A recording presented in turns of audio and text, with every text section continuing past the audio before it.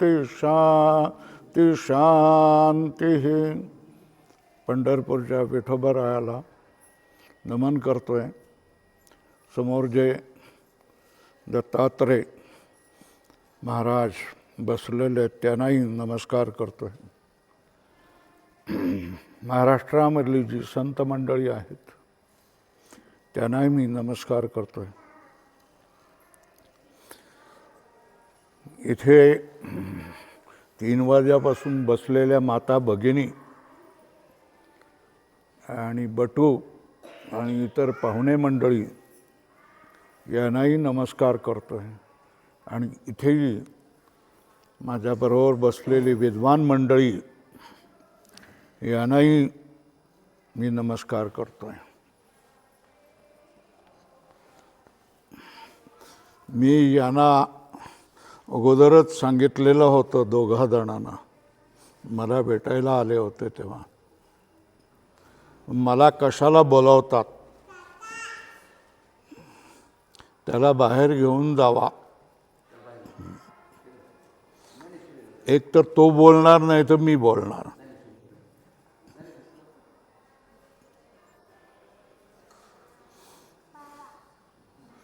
त्याला बाहेर घेऊन जा.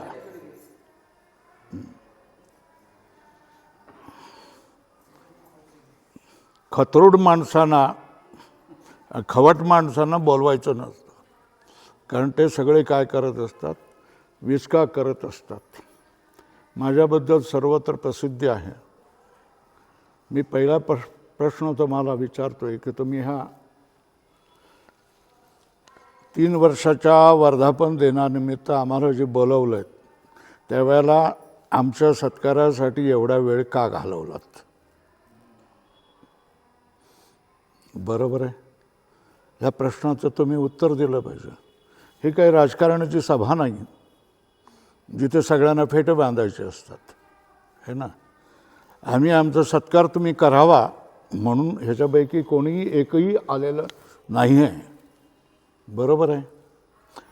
तुम्ही आमचा सत्कार करावा ही आमची अपेक्षा नाही आहे. इथे देशपांडे गल्लीमध्ये एक गुरुकुल वेदविद्येचं चालू आहे आणि त्याचा वर्धापन दिन आहे. आणि त्याच्यामध्ये एक अत्यंत निष्ठावान माणूस अत्यंत त्याग आणि तपस्येने ते गुरुकुल चालवतो आहे. हे पाहण्यासाठी, त्याचा अनुभव करण्यासाठी आम्ही आलेलो. बरोबर आहे. मग तुम्ही सत्काराला एवढा वेळ का घालवलात आणि आमचा वेळ का कमी केलात? दुसरी गोष्ट, आशीर्वचन देतील याचा अर्थ आम्हा लोकांना का समजत नाही? आशीर्वाद याचा अर्थ काय? थोडक्यात बोला ना, असाच आहे ना, का व्याख्यान द्या? काय असतं आशीर्वचन? याचा अर्थ काय? आशीर्वाद द्या म्हणजे थोडक्यात सांगा असंच असतं ना, बोला असंच अर्थ असतो ना. तेव्हा हे भान आम्हा श्रोत्यांनाही असलं पाहिजे आणि चालकांनाही असलं पाहिजे. मी अत्यंत व्यावहारिक माणूस आहे. व्याख्यान खूप लोक देऊ शकतात आणि चांगलंही देऊ शकतात, पण ज्या वेळेला व्यवहारामध्ये त्याचा वापर करायचा असेल, त्या अनुरूप जर चालायचं असेल तर गोष्टी विपरीतच आपणाला दिसून येतात. आता तुम्ही बघा, भागवतामधल्या आणि उपनिषदामधल्या कथा उत्तम आहेत, श्रेष्ठ आहेत. त्या आपण सांगतो, एकमेकाला सांगतो, पण त्या व्यवहारात आणायच्या असतात की नसतात? जर असतील तर पुराणातली वांगी पुराणात ही म्हण का आली? बरोबर आहे. तुम्ही मला आता, तुम्ही प्रोफेसर मंडळी आहेत, मोठमोठी विद्वान मंडळी आहेत, तुम्ही मला प्रश्न सांगा की वेदविद्येचं रक्षण का केलं पाहिजे? बरोबर आहे. मी चिंतन, अशा ज्या गोष्टी असतात त्यावेळेला ते चिंतनासाठी असतात ना. तुम्ही त्या तिकडच्या जुन्या काळातल्या कथा सांगून त्याचा काही उपयोग नसतो. आम्ही व्यवहारामध्ये असतो आणि व्यवहारामध्ये ज्या काही गोष्टी आमच्या संस्कृतीने सांगितलेल्या आहेत त्याचा वापर उपयोग किती करतोय, आपल्या संस्कृतीचं संवर्धन कसं काय करणार आहोत याच्याविषयी बोललं पाहिजे. हे माझं स्पष्ट मत आहे. जिथे जातो तिथे मी सांगतोय की आपली भारतीय संस्कृती कशी काय पुढे टिकून राहणार आहे आणि वाढणार आहे. आता मी प्रश्न विचारतोय, ह्या ठिकाणी वेदविद्येचं किंवा अगदी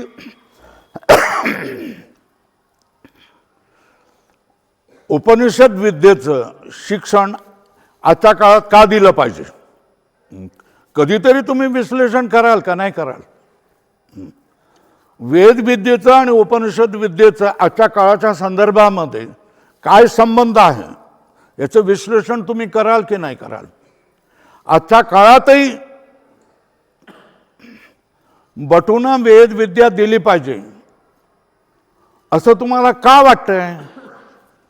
जागोजागी वेदविद्येच्या शाळा सुरू झाल्या पाहिजेत हे तुम्हाला का वाटतंय? आणि त्याचा आजच्या व्यवहारामध्ये काय संदर्भ आहे? वेदविद्या देऊन तुम्ही 50,000 70,000च्या नोकऱ्या देणार आहेत का? काय करणार आहेत? त्यांच्याकडून काय करणार आहेत हे तुम्ही सांगितलं पाहिजे ना मला. वेदविद्येचं तुम्ही शिक्षण घेतलं तर या ठिकाणचं गुरुकुल चालवण्यासाठी तुम्हाला महाराष्ट्रातली मुलं का मिळत नाही आहेत? महाराष्ट्रातली ब्राह्मण मुलं का मिळत नाहीत? मी प्रश्न उठवतोय की तुमच्या मेंदूला झिणझिण्या यायला पाहिजेत. बरोबर आहे. बिहारमधून गरीब ब्राह्मणांची मुलं तुम्हाला का आणावी लागत आहेत? मी माझं गुरुकुल चालवतोय, वारकरी शिक्षण संस्था चालवतोय. कुठलाही चांगला शिक्षकाचा मुलगा, कुठलाही डॉक्टर इंजिनियरचा मुलगा, कुठल्याही वकिलाचा मुलगा माझ्याकडे येत नाही. दुसरी सांगतो, कुठल्याही ब्राह्मणाचा मुलगा माझ्याकडे येत नाही. माझ्याकडे बहुजन समाजाचीच मंडळ येतोय आणि जे मटेरियल माझ्याकडे येतोय त्यांनाच मी काय करतोय, वळण देतोय. माझ्याकडे येणारी मुलं तुम्हाला सांगतोय, ज्याच्या आई नाही असा, ज्याचे बाप नाहीत, ज्याच्या आई बाप आहेत, दोन्हीही काही ऊसतोड करतायत. आई आणि बाप आहेत, तर बाप काय करतोय? शराबी आहे, दारूबाज आहे, आईला मारतो. म्हणून आई कळवण येतो की माझा मुलगा तरी काय व्हा, याला संस्कार मिळावेत आणि पुढे हा असा व्हावा. आमच्याकडे येणारं मटेरियल हे असं आहे. ही मुलं आमच्याकडे येणारी मुलं प्राथमिक शाळेमध्ये शिकलेली असतात. त्यांना इंग्रजी येत नाही, त्यांना मराठी येत नाही, त्यांना लिहिता वाचता येत नाही. अशा मुलांचं मटेरियल आमच्या जवळ येतोय. ह्या मुलांना शिकवायचं, मोठं करायचं. त्यांच्या शिक्षणासमोरची प्रेरणा काय आहे मला तुम्ही सांगा.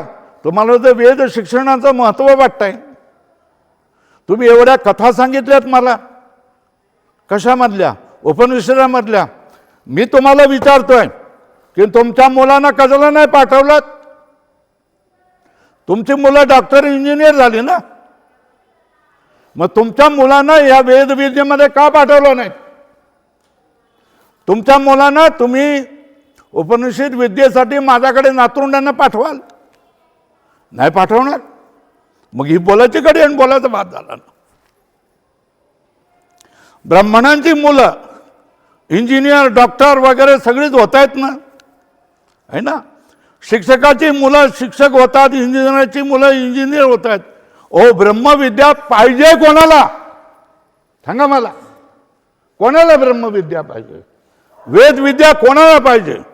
जर तुम्ही असं सांगताय तुम्हाला वेदविद्येचं महत्त्व वाटतंय, ब्रह्मविद्येचं महत्त्व वाटतंय, तर मग तुमच्या मुलांना तुम्ही का पाठवत नाही आहेत?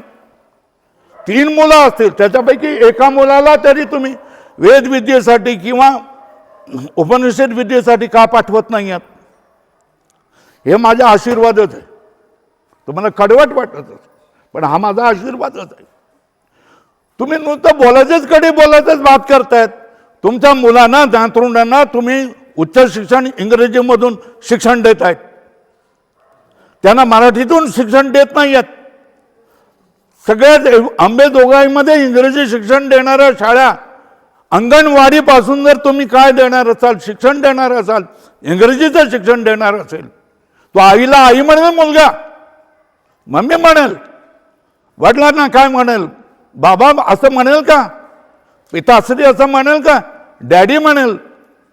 तो तुमचं स्वागत करताना वेलकम म्हणेल. आई आजीला काकीला आंटी म्हणेल, मुलं ह्यांना अंकल म्हणेल, काकांना अंकल म्हणेल. जर काकाला काका म्हणू नये, आईला आई म्हणू नये, बाबाला बाबा म्हणू नये, असं शिक्षण जर बाहेर मिळत असेल तर वेदविद्या आणि आपली संस्कृती काय टिकणार आहे मला सांगा. तुमची मुलं फॉरेनमध्ये जाणार असतात, अमेरिकेमध्ये जाण्याचं स्वप्न असणार असेल आणि त्याचा तुम्ही अभिमान मानतायत. मग ह्या गरीब दरिद्री मुलांची कणव कोण करणार आणि कशासाठी तुम्ही करतात असं माझं म्हणणं आहे. मी याच्यावर सांगतोय की आमची संस्कृती टिकली पाहिजे. वेद म्हणजे आमची संस्कृती आहे आणि कुठलाही तुम्ही जगामध्ये जा, जपानीज घ्या, रशियन घ्या, फ्रेंच घ्या, स्पेनमधली स्पॅनिश माणूस घ्या, ह्याने कधी आपली संस्कृती त्यागलेली नाही आहे, आपली भाषा त्यागलेली नाही, आपला पोशाख त्यागलेला नाही आहे. आम्ही सगळे हे त्यागाला तयार आहोत. आपली मुलं त्यागाला तयार आहेत. आपल्या मुलींचे वेश बघा तुम्ही कसले आहेत ते. आमच्यासारख्या लोकांना बघावंसं वाटत नाही तिथे. आम्ही खाली माना घालतो.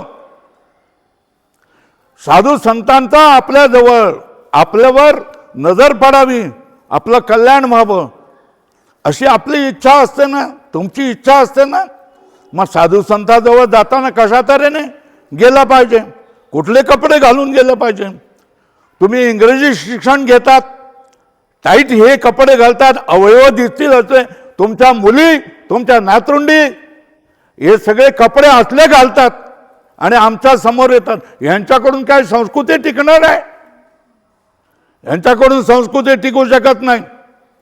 हे फक्त त्यांचा पोशाख बदललेला आहे, त्यांची भाषा बदललेली आहे, त्यांचं खानपान बदललेलं आहे, त्यांचं राहणीमान बदललेलं आहे, त्यांची सगळी वृत्ती शैली बदललेली आहे. फक्त रंग बदललेला नाही. तो रंग बदलल्याचं काही केमिकल असतं तर हे पूर्णपणे 100% इंग्रज झाले असते. ही परिस्थिती आहे. ह्या परिस्थितीला तुम्ही काय करणार आहात? काही करू शकत नाही. कालाय तस्मै नमः. जे मटेरियल आमच्या समोर येईल, जी गरीब ब्राह्मणांची मुलं येत आहेत त्यांच्याकडून ज्यांना संस्कृती टिकवायची आहेत त्यांना त्यांच्यावरच प्रयत्न करावा लागणार ना. ज्यांना आपली मुक्तीची गोष्ट आहे, ही मुक्तीची गोष्ट पसरवण्यासाठी जे आपल्या समोर येतील त्यांच्यावरच प्रयत्न करणार लागणार आहे. बरं, त्यांना सन्मान काय? सन्मान काय? त्यांना काही सन्मान नाही. तुम्ही डॉक्टर आला, इंजिनियर आला, वकील आला का वकील साहेब, इंजिनियर साहेब, प्रोफेसर साहेब, हे सगळे सन्मान तुमचे असतात. आमच्याकडे आल्यानंतर सुद्धा तुमचा सत्कार करावा लागतो. आमच्याकडे आल्यानंतर सुद्धा तुम्हाला विचारावं लागतं, सगळं करावं लागतं. आणि जाताना थोडंसं काही देतील, दान देतील असंही नाही. पूर्णच्या पूर्ण लोकांच्या सहकार्याने या आपल्या संस्कृती संवर्धनाचं कार्य नवनाथ महाराजांसारख्या काय नाव श्रीनिवासन महाराजांसारख्या, तुम्ही मगाशी म्हणाला होता आरंभ शूरा खलू दाक्षिणात्या. नाही, बरोबर नाही, चुक. ध्येयनिष्ठा खलू दाक्षिणात्या. आम्ही ध्येयनिष्ठ आहोत. समोर अभिमानाने मी सांगतोय की ध्येयनिष्ठ माणसंच काय करू शकतात, भारतीय संस्कृतीचं संवर्धन करू शकतात. बोल घेवडी माणसं नाहीत. बोल घेवडी माणसं फड गाजवतील, पण आम्ही नाही. आम्ही फड गाजवू शकत नाही ना. आम्हाला कुठलीही किंमत नाही ना आम्हाला मान सन्मानही कुठला नाही, ना आमचं नावही कुठे येणार नाही, पण तरीही आपली संस्कृती जपली पाहिजे. सगळी परिस्थिती विपरीत आहे. अशा परिस्थितीत त्या तपस्या मी यांची पत्नी आहे, त्या पत्नीचे मी आभार मानतोय, तिला आशीर्वाद देतोय. असला नवरा स्वीकारायला कुठली आधुनिक तरुणी तयार आहे मला सांगा. आणि असलं होणार नाही म्हणून आम्ही काय लग्नच केलं नाही, ब्रह्मचारीच राहिलो. कारण त्या बुडवणाऱ्याच असतात, गुरुकुल बुडवणाऱ्याच असतात. आता तुमचं ज्ञानेश कोण आहे ती मुलगी, ती तुमचं गुरुकुल बुडवू नये, तुमचे सगळं गृहस्थी चालावी आणि गुरुकुलही चालावीत. मुलांना मात्र तुमची मुलं सांभाळायला लावू नका कृपा करून, बरोबर आहे. ही मुलं लांबून आलेली आहेत. मी व्यावहारिक आहे, त्या गोष्टी तुम्हाला सांगतोय. ह्या मुलांची काळजी तुम्ही घ्या. ह्या मुलांना जेवणाची चांगली व्यवस्था होईल बघा.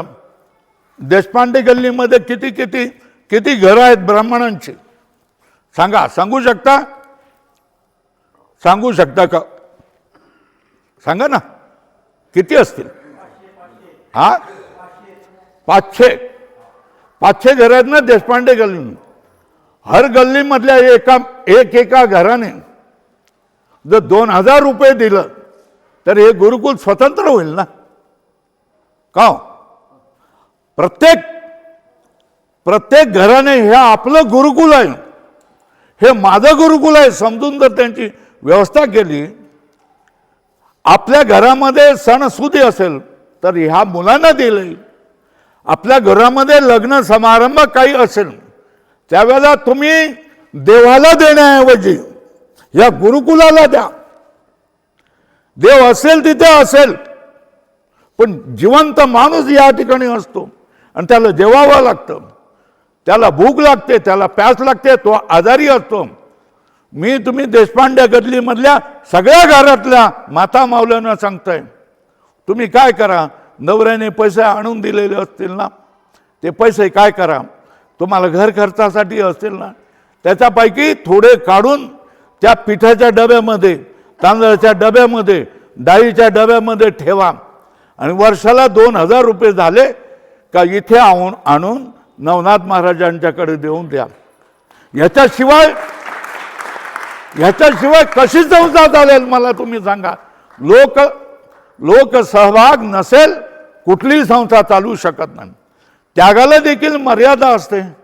किती त्याग करावा त्या माणसाने? पोरांना जेवायला घालावा लागणार आहे, 3 वेळेला जेवायला घालावा लागणार आहे.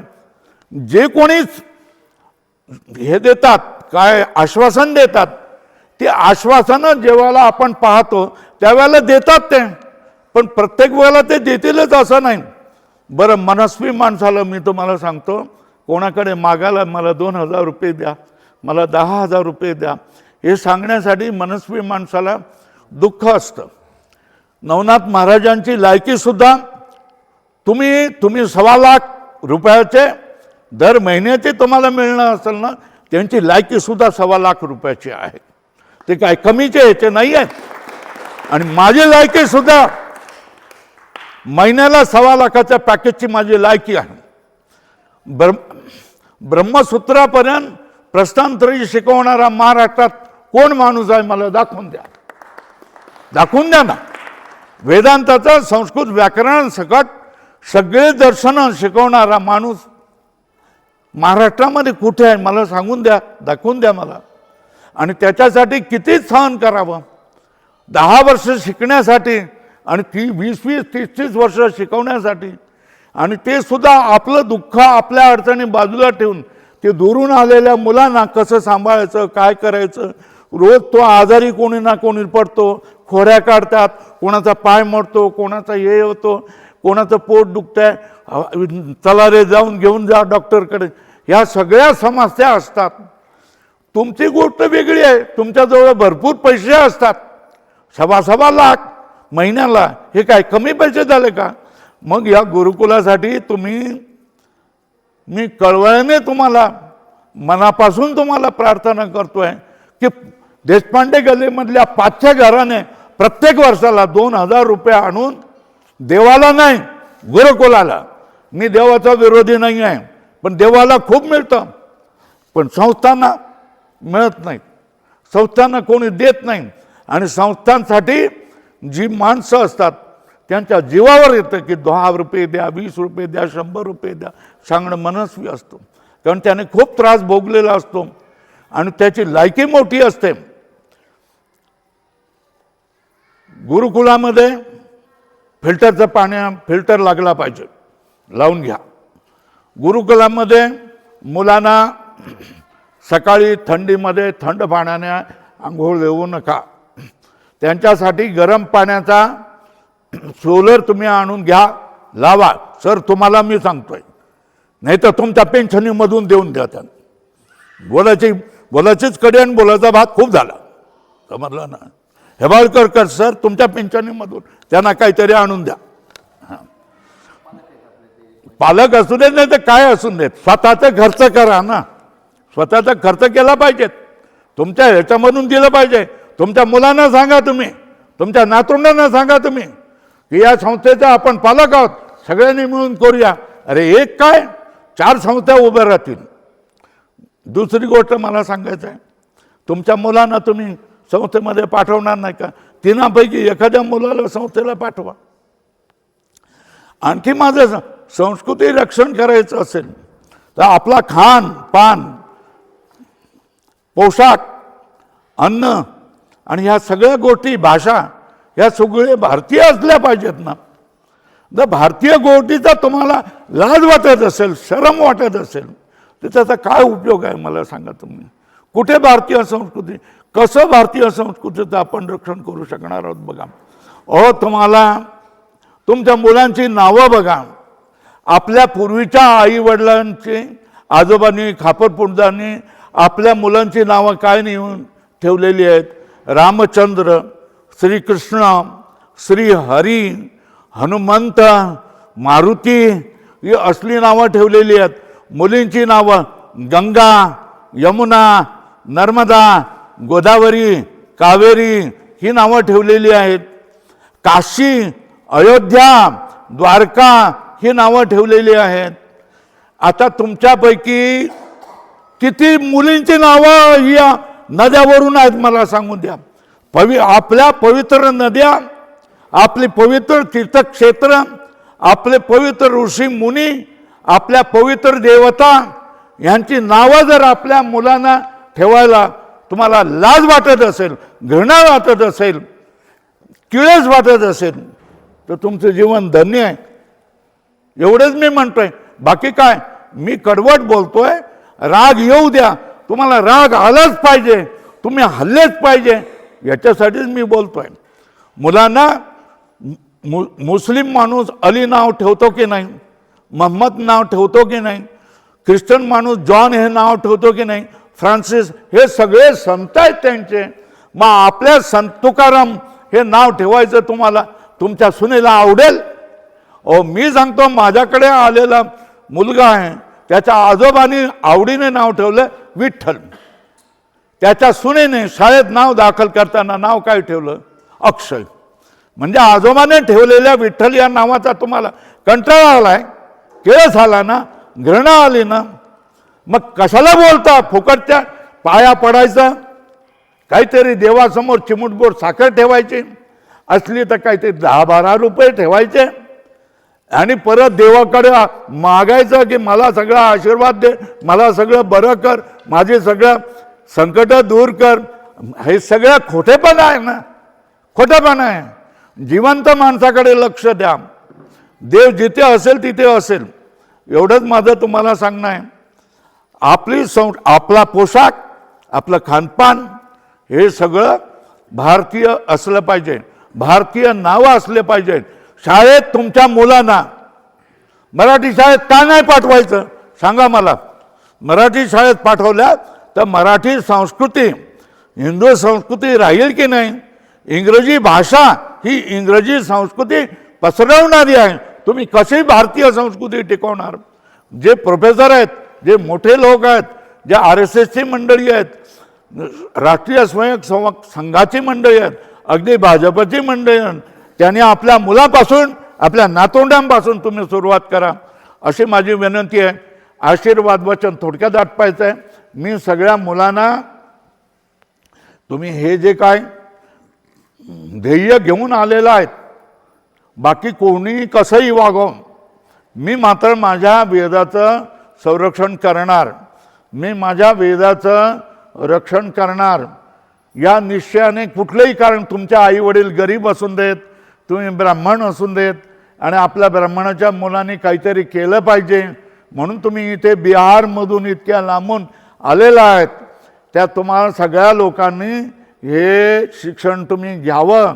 या शिक्षणामधून तुम्ही देवाची सेवा करतायत, धर्माची सेवा करतायत आणि देशाची सेवा करणार आहेत, संस्कृतीची सेवा करणार आहेत.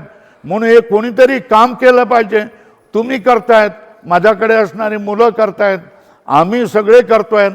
तुमचंही काम आणि आमचंही काम ही भारतीय हिंदू सनातन हिंदू धर्माचं संरक्षण करणारी गोष्ट बनून जाईल. आणि हे काम आपणाला केलंच पाहिजे. भगवंत आपणाला काय नाव यांचं सना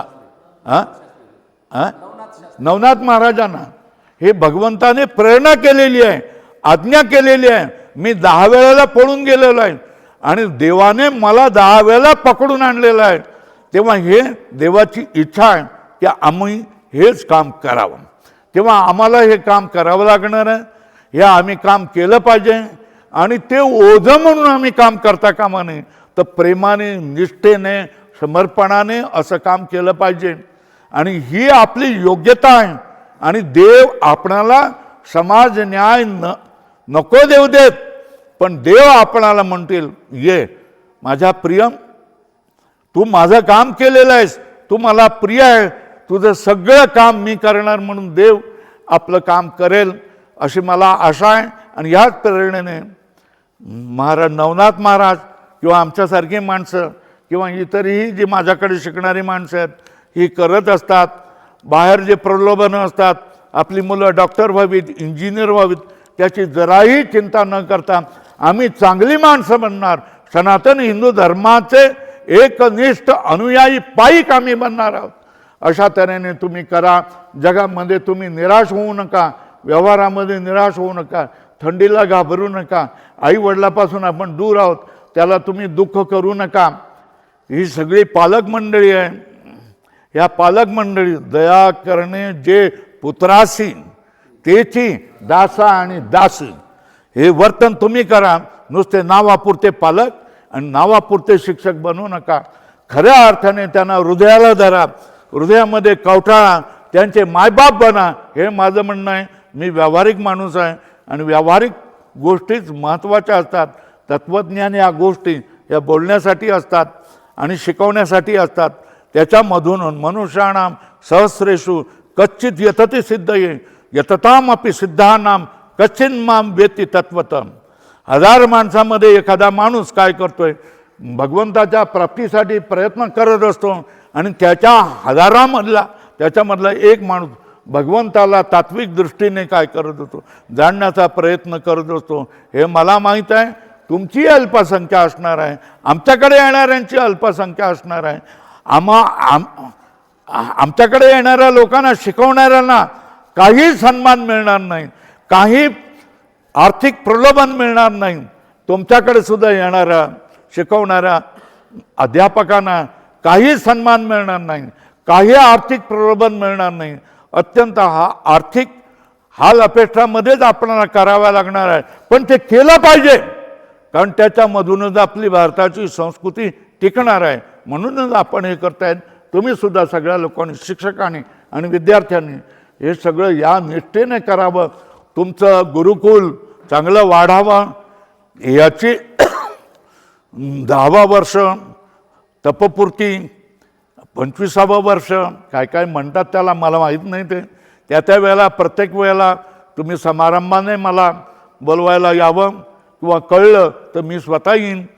माझ्या ह्याच्यामध्ये आत्मीयता आहे आणि तुमचं सगळ्यांचं काय व्हावं, अभिवृद्धी व्हावी लौकिक आणि पारमार्थिक अर्थामध्ये. अशा तऱ्हेने मी देवाजवळ प्रार्थना करतो आहे आणि वाणीला विराम देतो आहे. खूप वेळ झालेला आहे.